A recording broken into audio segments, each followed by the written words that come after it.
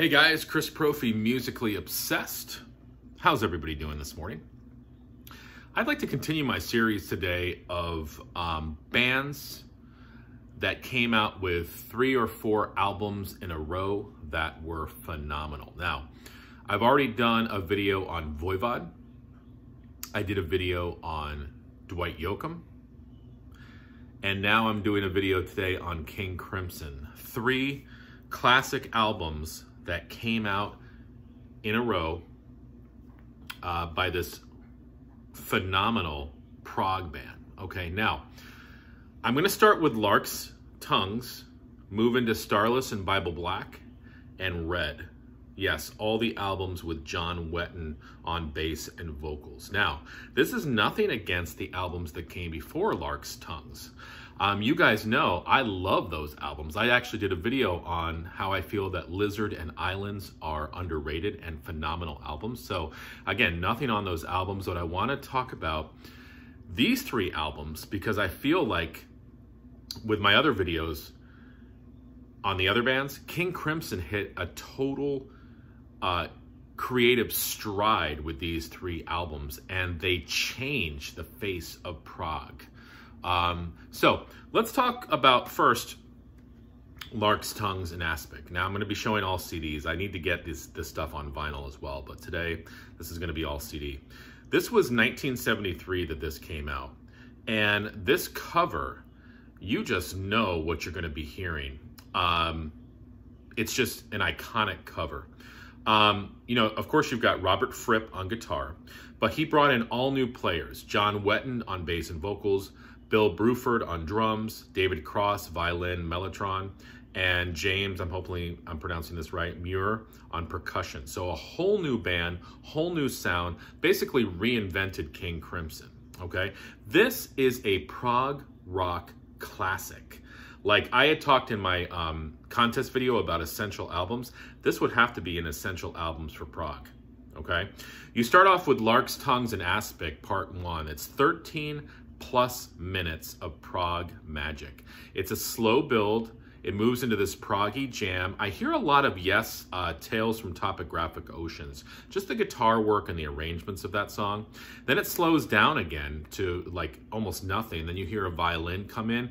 And then towards the end, there's this Middle Eastern vibe. So it's a little bit of everything, but it's everything you want to hear when you listen to a prog song. Amazing. Then you move into Book of Saturday, which is a beautiful ballad, beautiful vocals by Wetton. Track 3 is Exiles. This is a grand, big song. The vocals are amazing. Again, I get an early Pink Floyd vibe in this song. Easy Money. This is the heavy song in the album. It's heavy. It's got this stomping beat. There's a little bit of funk. I love the guitar work by Fripp in this. It kind of breaks up the album really well. Track 5, The Talking Drum, an instrumental. Starts off with obviously some drums, some percussion in the beginning. You hear a violin as well. So, you know, David Cross is big time playing in this album. And then again, you get a Middle Eastern vibe. And you know, that cover sort of gives me that Middle Eastern vibe as well. So the cover matches the music. And then lastly, the last song, track 6, Larks, Tongues, and Aspic, part 2. Heavy, heavy Fripp riff. Say that 5 times fast. Heavy Fripp riff. 7+ minutes, prog jam, showcasing all the players. So, 6 songs, but it sounds like it could be 20 songs. It's an amazing album, essential prog listening. 1973, Larks, Tongues, and Aspic, King Crimson. And then they moved into 1974 with Starless and Bible Black, another classic. You have John Wetton still on bass and vocals, and Robert Fripp on guitar, and Bill Bruford on drums. Just an amazing, amazing album. I don't like this as much as Larks, Tongues.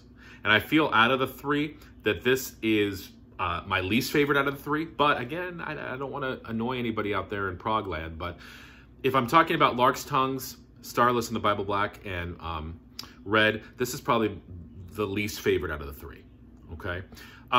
It starts off with the song The Great Deceiver, which is a heavy song. For some reason, this song gets a little bit on my nerves, and I'm sorry if I'm offending anybody out there. I just don't like the whole cigarettes, ice cream, Cadillacs, blue jeans bit. I don't know, it just gets a little old for me. And again, I love King Crimson. I love this album, but that song, for whatever, just gets on my nerves a little bit. It's a heavy, great song, but those lyrics, I don't know, I'm just not really into it. Track 2, Lament. Awesome ballad. It breaks into a proggy jam at the end. I like how King Crimson does this, and they're not the only band that does it, but some of the songs start off really slow, almost like where you have to put your ear to the speaker because you can't hear it. And then it builds and builds and builds, and then at the end you get this just prog jam in your face, heavy. Track 3, We'll Let You Know. An instrumental, it's sort of disjointed. I love the bass work by Wetton in this song. Track 4, The Night Watch. Great guitar, great vocals. That's a highlight of this album. Track 5, Trio. Very, very quiet, but it's showcasing David Cross on the violin and viola, I believe. You can correct me if I'm wrong. I like that song, though. Track 6, The Mincer. Killer percussion. This is a heady jam. A few vocals by Wetton, but it's basically almost like an instrumental. I really like this song as well, too. And then it ends with the amazing Starless and Bible Black. Slow, quiet intro. I'm hearing some Miles Davis percussion. If you've ever listened to later Miles Davis stuff, like his live stuff, like Live Evil or any of those, mid to late 70s live jams, you're going to know what I'm talking about. I just get that Miles Davis percussion vibe in this song. And then it breaks into a heavy jam towards the end. So this, again, was an awesome follow-up to Larks' Tongues. But again, I didn't like it as much as Larks' Tongues. Maybe this is an album that's going to grow on me. I don't know. We'll see. But then, 1974. They came out with the amazing album Red, okay? Now, this was the last album to feature Wetton on bass and vocals, but what an album to end with, and what an album to end this trilogy with.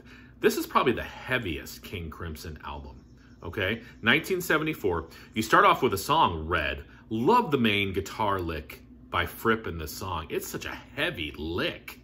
Love it. Track 2, Fallen Angel, more beautiful vocals by Wetton. Laid back verses, but heavy chorus.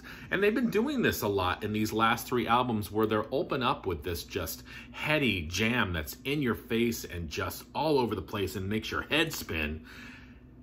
And then they break it down into like more of a slow-paced ballad. I love that contrast. Track 3, One More Red Nightmare. Another heavy song, upbeat, funky. I love the chorus of this song.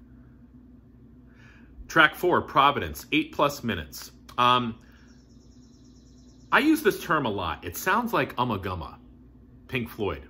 Ummagumma, Ummagumma, tomato, tomato. But whenever I can't categorize something, I say it sounds like Ummagumma. And if you know Ummagumma, you're going to know what I'm talking about.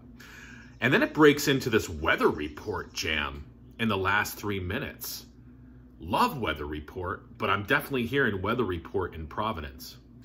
Track 5, Starless, 12+ minutes, beautiful. Breaks into this proggy jam at the end. You're hearing saxophone, oboes, cornet. Just amazing, amazing album. So, friends, look, Larks' Tongues, 1973. Starless and Bible Black, 1974. And Red, 1974. I mean, amazing. Now, after this album, King Crimson would change lineups once again. They would change their sound once again. The next album was called Discipline, total change. Wetton, of course, went on to be in a little bit in Uriah Heep. He went in, to UK. And then eventually Asia.